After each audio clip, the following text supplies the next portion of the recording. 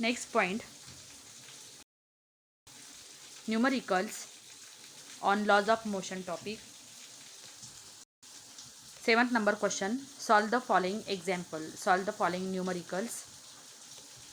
तर एक्झरसाइजमध्ये जो 7 नंबरचा क्वेश्चन दिलेला आहे, सॉल्व द फॉलोइंग एक्झाम्पल्स, हे न्यूमरिकल्स आपण या ठिकाणी सॉल्व करणार आहे. पुस्तकामध्ये जे न्यूमरिकल्स सॉल्व केलेले होते त्याचा व्हिडिओ मी अपलोड केलेला आहे.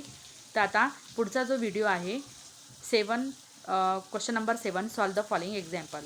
First example, see here.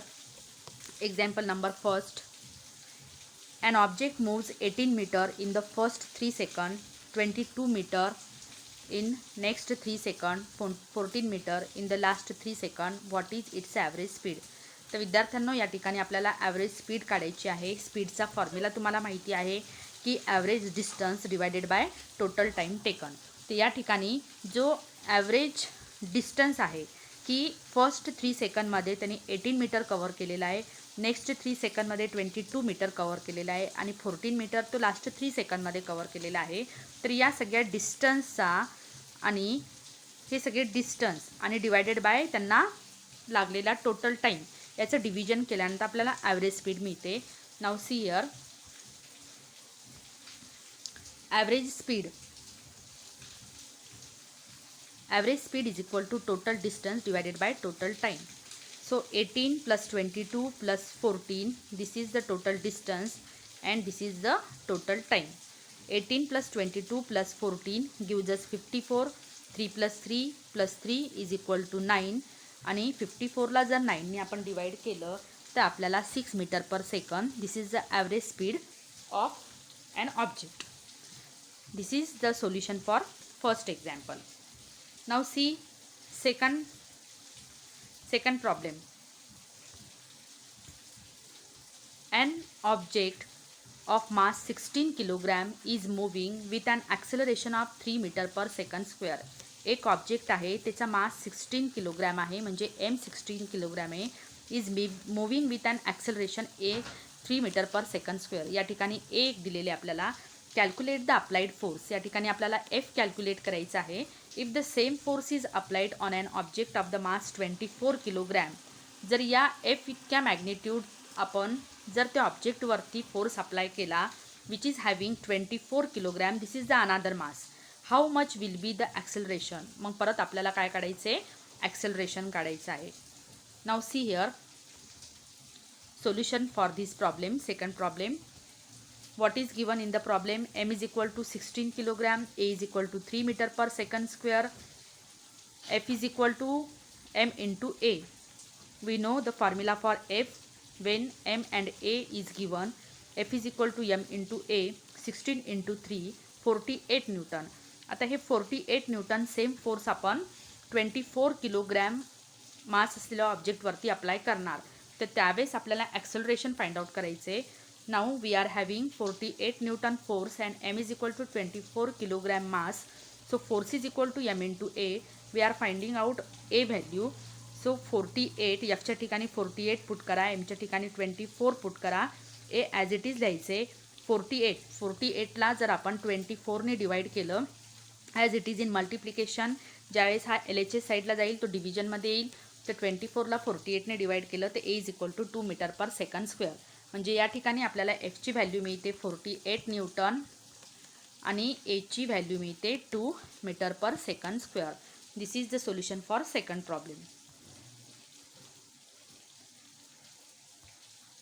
Now third one, a bullet having a mass of 10 gram and moving with a speed of 1.5 metre per second penetrates a thick wooden plank of the mass 90 gram. आता या ठिकाणी बुलेटची मास दिलेली आहे 10 gram आणि त्याची moving speed होती initially 1.5 metre per second. हा bullet having मास 10 gram 1.5 metre per second हा पेनिट्रेट होतो आहे एका thick wooden plank of mass ज्याचे 90 ग्रॅम मास आहे. The plank was initially at rest. Initially तो ॲट रेस्ट होता, म्हणजे U2 त्याच्यासाठी जो इनिशियल व्हेलॉसिटी आहे ती 0 येईल. The bullet gets embedded in the plank. ज्यावेळेस बुलेट हा प्लँकमध्ये एम्बिडेड होतो, बोथ मूव टुगेदर, म्हणजे दोघांची जी फायनल व्हेलॉसिटी आहे ती सेम राहील. Determine their velocity. आपल्याला फायनल व्हेलॉसिटी म्हणजे त्या बुलेटची V1 and for plank V2 जर कन्सिडर केली तर दोघांची फायनल व्हेलॉसिटी सेम असल्यामुळे आपल्याला V या ठिकाणी आपल्याला व्हॅल्यू पाहिजे आहे. See here solution for this third problem. What is given? Mass of bullet m1 10 gram, initial speed of bullet u1 is equal to 1.5 meter per second, mass of plank m2 90 gram, initial speed of plank as it is at rest, so that ut is equal to 0. Now we have the formula for law of conservation of momentum. m1 u1 plus m2 u2 is equal to m1 v1 plus m2 v2. Now see here, since the bullet gets embedded in the plank and both move with the same speed, so v1 is equal to v2 is v. We can rewrite the equation as, आपण या ठिकाणी equation या पद्धतीने लिहू शकतो. m1 v1 त्यांची speed ही सेमच आहे, त्यामुळे आपण v हे ब्रॅकेटच्या बाहेर लिहिणार. m1 u1 plus m2 u2 m1 plus m2 into v. So m1 is 10, u1 is 1.5 plus m2 is 90 and into u2 initially at rest असल्यामुळे प्लँक 0 येईल, is equal to m1 10 and m2 90 into v. 10 ला 1.5 ने multiply केला तर 15 answer येईल. या ठिकाणी 0 90 into 0 0, 10 plus 90 100 v. या ठिकाणी आपल्याला व्हॅल्यू v ची हवी आहे, त्यामुळे 15 डिवायडेड बाय 100. सोल्युशन काय येतं? v is equal to 0.15 metre per second. So student 0.15 metre per second, this is the final velocity. Now next problem, last question number D. A person swims 100 meter in the first 40 second, 80 meter in the next 40 second and 45 meter in the last 20 second. What is average speed? तर पहिल्या problem सारखाच याचं solution आहे. Total distance covered divided by total time taken. See here solution for last problem D. Average speed is the average distance divided by average time. So 100 plus 80 plus 45 divided by 40 plus 40 plus 20. Now 225 divided by 100, it gives us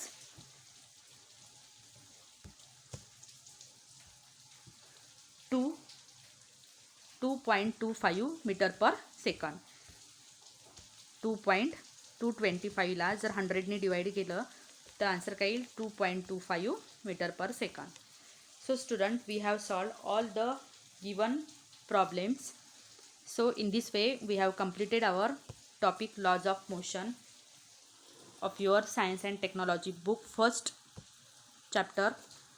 Thank you.